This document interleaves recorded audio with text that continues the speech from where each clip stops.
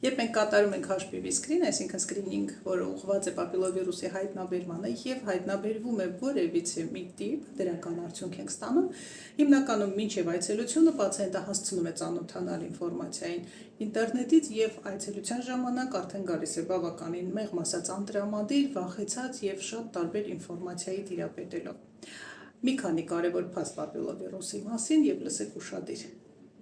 Հայտնի է պապիլովիրուսի մոտ 200 տիպ։ Բոլոր 200 տիպերը օնկոգեն չեն։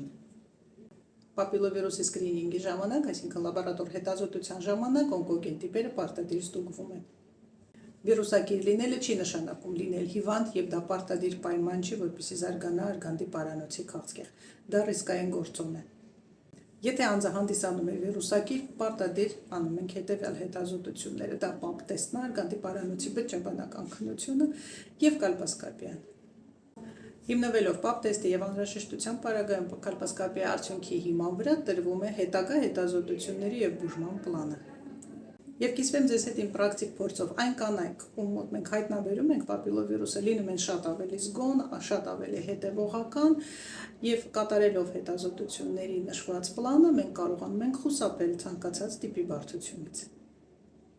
Եվ նշեմ եւս մի հետաքրքիր փաստ, որ պապիլովիրուսը կարողանում է ապրել օրգանիզմում մոտ 3 տարի։